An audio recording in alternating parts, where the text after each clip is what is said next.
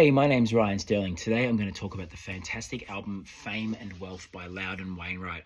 At first, when I bought this record in my 20s, I didn't really listen to it because I didn't like the cover, which sounds so ludicrous and is ludicrous, but also the songs didn't resonate with me as much as his wonderful debut, which I bought purely because I liked the cover. I hadn't heard him at all, and then I got it home and I loved the cover. I look at it, it's so cool. It's even got the record label on there, which I actually stole that idea from my last record. The label put their label on the front of my cover, which is really cool.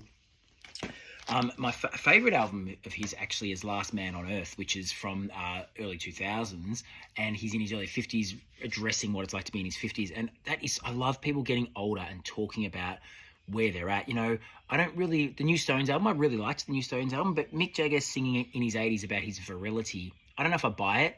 I actually want to hear people singing about their lack of virility as they get older, or whatever their issues are, their sore knee or whatever it is. That's what I want to hear about. Anyway, we're going to talk about Fame and Wealth.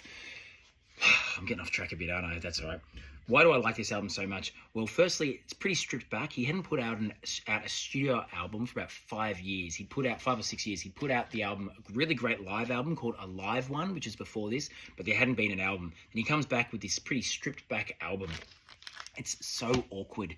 Listening to Loudon is a visceral experience, and the response I have is feeling awkward. Even walking around with headphones on, it makes me feel like I blushed once in public listening to him, even though no one could hear it, because can make you feel so uncomfortable. He's got great things on this record, like the first track, Reader and Advisor, which could have been on this album actually, has got his very good mate Richard Thompson. They've been close friends for forever.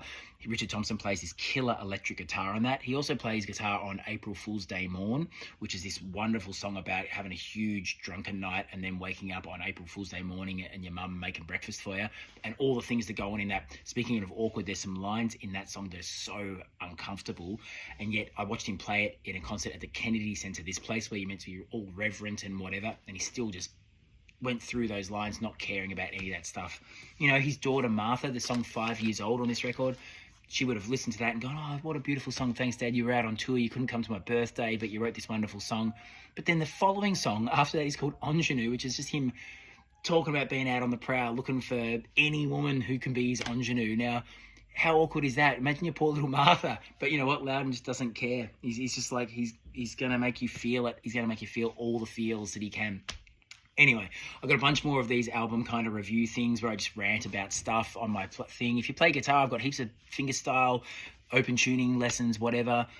Please like and subscribe. My name's Ryan Sterling. Have a wonderful day. Take care. I don't know why I'm wearing pants and a shirt that are the same color. That's weird.